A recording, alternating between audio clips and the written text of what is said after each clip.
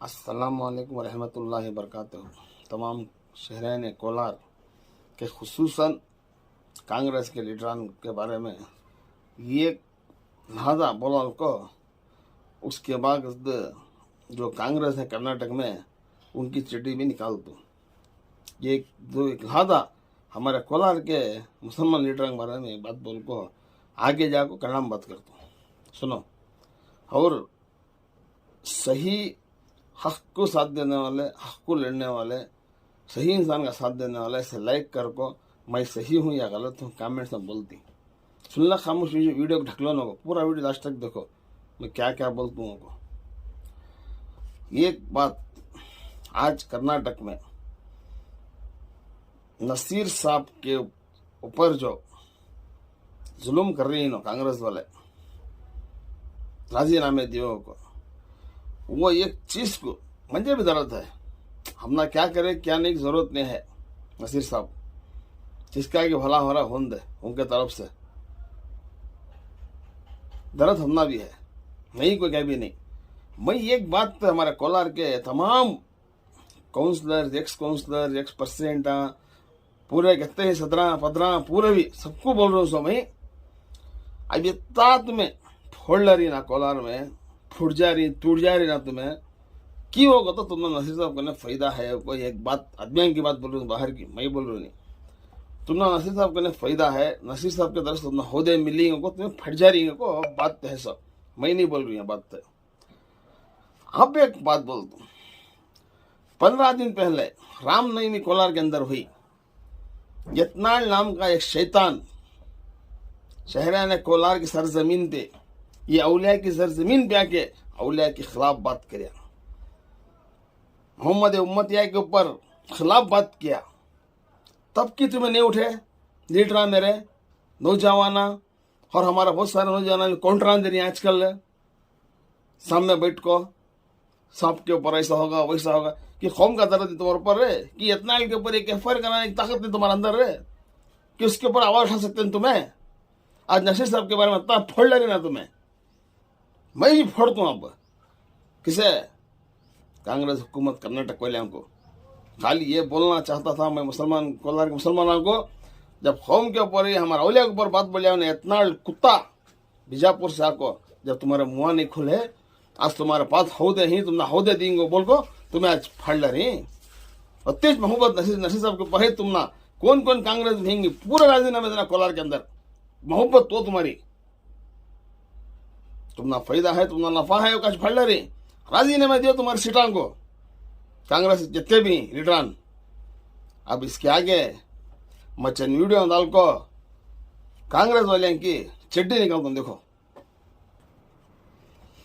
ನೋಡಿದ್ರೇನಪ್ಪ ನಮ್ಮ ಕರ್ನಾಟಕ ರಾಜ್ಯದಲ್ಲಿ ಏನಾಗ್ತಾ ಇದೆ ಅಂತ, ಮುಸಲ್ಮಾನರು ಅಂದರೆ ಬಲಿಕಾ ಬಕ್ರಾ, ಎಲ್ಲಿ ನೋಡ್ರೇನು ಮುಸಲ್ಮಾನರಿಗೆ ಬಲಿಕಾ ಬಕ್ರಾ ಮಾಡೋದಿಲ್ಲಿ ಕಾಂಗ್ರೆಸ್ ಅವರು, BJP RS ಅವ್ರ ಭಯ ಇಕ್ಸಿ ನಿಮ್ಗೆ ಹೆಂಗೆ ಮಾಡ್ತಾರೆ ಹಿಂಗೆ ಮಾಡ್ತಾರೆ ಅಂತ ಹೇಳಿ ಮುಸಲ್ಮಾನರಿಗೆ ಯಾಮಾರಿಸಿ ಅವರು ಓಟ್ ತಗೊಂಡು ಇವತ್ತು ಇವರು ಸೀಟ್ ಮೇಲೆ ಕೂತಿದ್ದಾರೆ।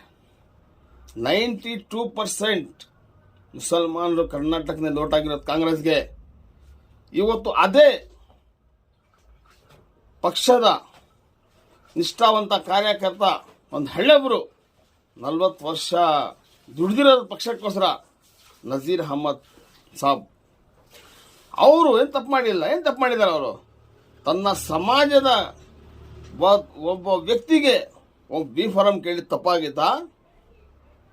ಕೇಳಬಾರ್ದ? ಮುಸಲ್ಮಾನ್ ಸಮಾಜ ದಾವಣಗೆರೆಯಲ್ಲಿ ಜಾಸ್ತಿ ಐತೆ ಅಂತ ಹೇಳಿ ವಿ ಫಾರಂ ಕೇಳಿ ತಪ್ಪಾಗಿತ್ತು, ಅವ್ರಿಗೆ ರಾಜೀನಾಮೆ ಕೊಡಕ್ಕೆ ಒತ್ತಡ ಆಗ್ತಾ ಇದ್ದೀರಾ ನೀವು ಯಾಕೆ? ಅದೇ ಈಗ ನಿಂತಿರುವ ಕ್ಯಾಂಡಿಡೇಟ್ ದಾವಣಗೆರೆ ದಣಿ ಅವ್ರ ಮಗ, ಅವರು ಅದರ ಮೊದಲು ಹೋಗಿ ಪಕ್ಷಾಂತರ ನಾಮಿನೇಷನ್ ಹಾಕಿದ್ದು, ಅವರು ದೇಶ ಪ್ರೇಮಿ ಮನ ಪಕ್ಷದಲ್ಲಿ ಇದ್ದು ಪಕ್ಷಾಂತರ ನಾಮಿನೇಷನ್ ಆಗ್ಬೋದಾ? ಆ ಥರ ಮಾಡಿದ್ರೆ ದೇಶ ಪ್ರೇಮಿ, ಈ ಥರ ನಸೀರ್ ಸಾಬ್ ಅವರು ಸಮಾಜಕ್ಕೋಸ್ಕರ ಬಿ ಫಾರಂ ಕೇಳಿದ್ದು ದೇಶ ದ್ರೋಹಿನಾ? ಏನ್ರಿ ನ್ಯಾಯ ಕಾಂಗ್ರೆಸ್ ಪಕ್ಷನಲ್ಲಿ? ಮತ್ತೆ ಹೇಳ್ತೀವಿ RSS ಅವರು ನಿಮ್ಮ ಶತ್ರುಗಳು ಅಂತ. ನಮ್ಮ DK ಶಿವಕುಮಾರ್ ಎಷ್ಟು ಚೆನ್ನಾಗಿ ಆಡಿದ್ರ ನೋಡಿದ್ರ ಸೆಷನ್ನಲ್ಲಿ. RSS ಅವ್ರ ಗೀತೆ ನೀವ್ ಹೇಳ್ಬೇದ ಇದು? RSS ಚಡ್ಡಿ ಹಾಕಿದ್ದೀನಿ ಅಂದ್ರಲ್ಲ ಒಂದ್ಸರಿ. ನಮಸ್ತೆ ಸದಾ ವತ್ಸಲೆ ಮಾತೃಭೂಮಿ ಅಧ್ಯಕ್ಷರೇ. ಹಿಂದೂ ಭೂಮಿ ಸುಗಂ ವರ್ಧಿತೋಹಂ. ನೀವ್ ಹೇಳ್ಬೇದ ಇದು? ಅದೇ ಮುಸ್ಲಿಂ ಸಮಾಜ ಅವ್ರ ಸಮಾಜಕ್ಕೋಸ್ಕರ ಒಂದು ಡಿಫಾರ್ಮ್ ಕೇಳ್ರೆ ಅವ್ರಿಗೆ ರಾಜೀನಾಮೆ ಕೊಡಿ, ಅವ್ರಿಗೆ ತೆಗೆದು ಬಿಸಾಕ್ತೀನಿ. ಇದೇನಾ ನ್ಯಾಯ? ಮಾನ್ಯ ಸಿದ್ದರಾಮಯ್ಯ ಅವರೇ, ಕರ್ನಾಟಕ ನಮ್ಮ ಮುಖ್ಯಮಂತ್ರಿ ಸಿದ್ದರಾಮಯ್ಯ ಅವರೇ, ಇದೇನಾ ನ್ಯಾಯ ಮಾಡ್ತಾರದು ನೀವು? ಮತ್ತೆ ಅದೇ ದಾವಣಗೆರೆ ದಣಿಗಳು ರಾಘವೇಂದ್ರ ಅವರಿಗೆ ಓಟ್ ಹಾಕಿ ಅಂತ ಹೇಳ್ತಾರೆ ಬಿಜೆಪಿಗೆ. ಅವರು ದೇಶ ಪ್ರೇಮಿನ?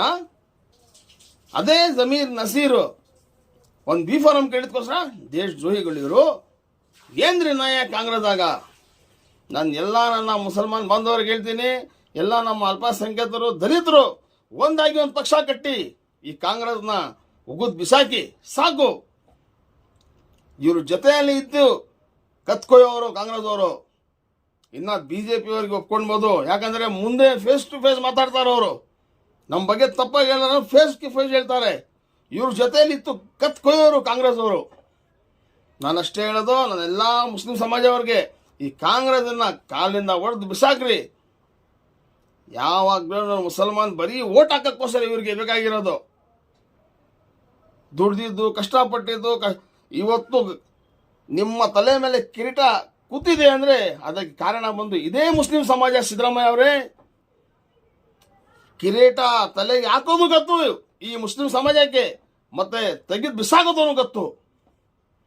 ಬರುವ ಮುಂದಿನ 2028 ಚುನಾವಣೆ ನೋಡಿ ನಿಮ್ಮ ಪರಿಸ್ಥಿತಿ ಏನಾಗುತ್ತೆ ಕಾಂಗ್ರೆಸ್ ಅನ್ನೋದು. ನಾನು ಹೇಳ್ತೀನಿ ನಮ್ಮವ್ರಿಗೆ, ನಾವೆಲ್ಲ ಬಿಜೆಪಿ ಹೋಗ್ಬಿಡೋಣ ನಡ್ರಿ ಅಂತ. ಅವ್ರ ಭಯ ಇಕ್ಸಿ ಇವ್ರು ಓಟ್ ತಗೊಳ್ಳೋದು ನಮಗೆ. ಬಿಜೆಪಿ ರಂಗ್ ಮಾಡ್ತಾರೆ, ಹಿಂಗ್ ಮಾಡ್ತಾರೆ ಅಂತ ಮಾಡೋದೆಲ್ಲ ಸರ್ಕೇಶ್ ಇವರು. ಅದಕ್ಕೆ ನಾನು ಎಲ್ಲಾ ಮುಸ್ಲಿಂ ಸಮಾಜ ಬಂದವರಿಗೆ ಮತ್ತೆ ನನ್ನ ದಲಿತರ ಅಣ್ಣ ತಮ್ಮರಿಗೆ ಹೇಳ್ತೀನಿ, ಎಲ್ಲಾರು ಕಾಂಗ್ರೆಸ್ ರಾಜೀನಾಮೆ ಕೊಡಿ, ಇಲ್ಲ ನಾವು ಪಕ್ಷ ಕಟ್ಟೋಣ, ಇಲ್ಲ ನಾವು ಬಿಜೆಪಿ ಹೋಗ್ಬಿಡೋಣ ನಡ್ರಿ. ಒಂದು ಸಮಾಜದ ಮುಖಂಡ ಆದ್ಮೇಲೆ ಅವನ ಕರ್ತವ್ಯ ತನ್ನ ಸಮಾಜವನ್ನು ಒಂದೇನಾದ್ರೂ ಒಳ್ಳೇದು ಮಾಡಬೇಕನ್ನೋದು ಅವ್ರ ಮನಸ್ಸಾಗಿರುತ್ತೆ. ಅದಕ್ಕೋಸ್ಕರ ಅವರು ಕಾಂಗ್ರೆಸ್ ಇಂದ ಟಿಕೆಟ್ ಕೇಳಿದ್ರು ದಾವಣಗೆರೆಯಲ್ಲಿ. ಮತ್ತೆ ಹೋಗಿ ಅದೇ ಮಲ್ಲಿಕಾರ್ಜುನ ಅವ್ರ ಮಗ ಅಲ್ಲಿ ನಾಮಿನೇಷನ್ ಇಂಡಿಪೆಂಡೆಂಟ್ ಆಗಿದ್ರೆ ಮತ್ತೆ ಅವ್ರಿಗೆ ಟಿಕೆಟ್ ಕೊಟ್ಟಿದ್ದೀರಾ. ನಿಮ್ಮಷ್ಟು ಮೋಸಗಾರ ಕಾಂಗ್ರೆಸ್ ಅವರು ಅಷ್ಟು ಗಲೀಜಾರಿಲ್ಲ ನಮ್ಮ ಕರ್ನಾಟಕದಲ್ಲಿ. ಇದೇ ನಸೀರ್ ಅವ್ರಿಗೆ ಹಿಡ್ದಿರಾ, ಜಮೀರ್ಗೆ ಏನಾದ್ರು ನೀವು ತಪ್ಪಾಗಿ ಹೇಳ್ರಿ ಅವ್ರ ಮೇಲೆ ಮಾಡಿದ್ರೆ ಕಾಂಗ್ರೆಸ್ ಇರಲ್ಲ ಕರ್ನಾಟಕದಲ್ಲಿ. ಚಾಲೆಂಜ್ ಇಷ್ಟು ಹೇಳಿ ನಾನು ಮಾತು ಮುಗಿಸ್ತೀನಿ. ಈ ವಿಡಿಯೋ ಎಲ್ಲ ಕಡೆ ಶೇರ್ ಮಾಡಿ, ಸಬ್ಸ್ಕ್ರೈಬ್ ಮಾಡಿ. ಏನಾದ್ರು ತಪ್ಪು ಹೇಳಿದ್ರೆ ನೀವು ಕಾಮೆಂಟ್ಸ್ನಲ್ಲಿ ಬರೀರಿ, ನಾನು ನಿಜ ಹೇಳ್ತಾನೆ ಸುಳ್ಳು ಹೇಳ್ತಾನೆ ಅಂತ. ಜೈ ಹಿಂದ್, ಜೈ ಕರ್ನಾಟಕ.